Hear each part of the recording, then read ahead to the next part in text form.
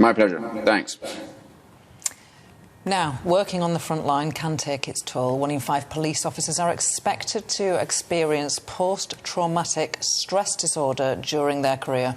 That's what's prompted our next guest to establish the Green Ribbon Policing Campaign, calling for a mandatory national standard for mental health within policing.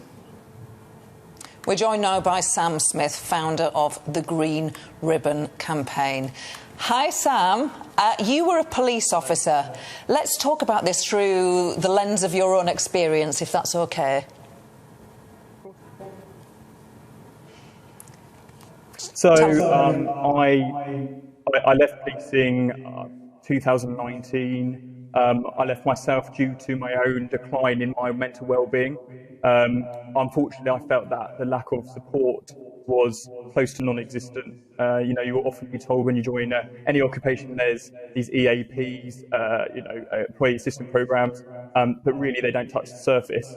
And after leaving, I felt like I needed to do something positive with my terrible experience, and in a way, it's helped get me better. And what I did is I started Green Ribbon Policing, which was a campaign, and the aim is to get a consistency across the forces in the UK. To a standard of well-being for police officers, because at the moment there is no consistency. There is things brought in, but those things aren't always working, and there seems to be a real lack of accountability. So we've got a national well-being programme called Oscar Kilo, which is great, but a lot of what they do is only, I believe, impacting a minority of people who are actually suffering. You mentioned there about PTSD. Just to put the actual estimation, and this was done by research from Cambridge University, it's actually 1 in 5 officers are currently expected to be suffering with PTSD right now. So anyone today who's getting a police officer, if you've got more than 5, expect 1 to be very seriously ill statistically.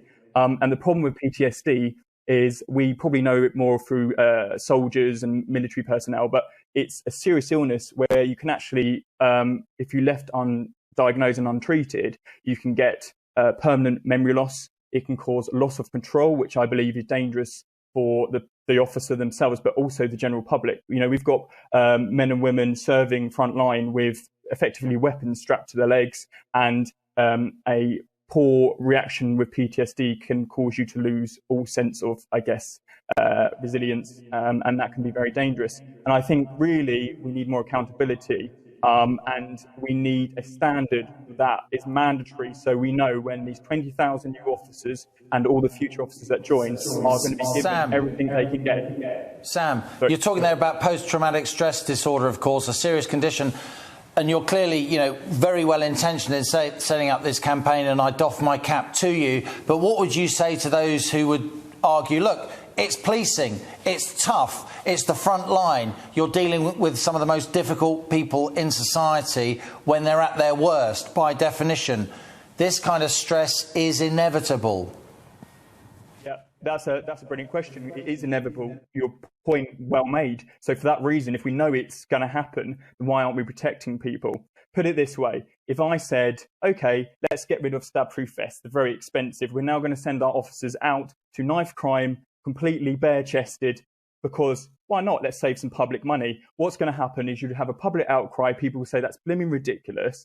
Officers are going to get murdered left, right and centre. So why are we not treating mental health the same? So if we know, as you pointed out, that mental health is so high, it's actually 5 times more likely to get PTSD in that profession because of the nature of and amount of trauma they're experiencing as officers. Why aren't we giving them the provisions to protect them? I should still be policing. I should still be out there protecting people, but I couldn't because I couldn't safely do it with my own well-being. It wasn't my fault, and it was actually because my employer, the police force I was with, chose not to give me provisions and training in how to deal with psychological trauma, which meant every time I went to death after death after death, abuse and everything, my mind naturally, completely humanly, decided to get that information and turn it into depression, into trauma, into hypervigilance. So what I'm saying is, why, when we know something can protect our officers, are we not giving it to them? there's a thing called parity of esteem, which is enshrined in British law under the Health and Social Act, where the NHS have to spend as much money on mental health as they do physical health, because otherwise, where do we have equality on this standard? Yet, when you join the police, you will have to retrain every 6 months and be tested that your physical well-being and your practical use of force and all your skills that protect you physically are up to date. And if they're not, you would get taken off the front line, and we should have the same standard for mental health. Sam Smith, well done, well said. Sam Smith there, who's the founder of the Green Ribbon campaign.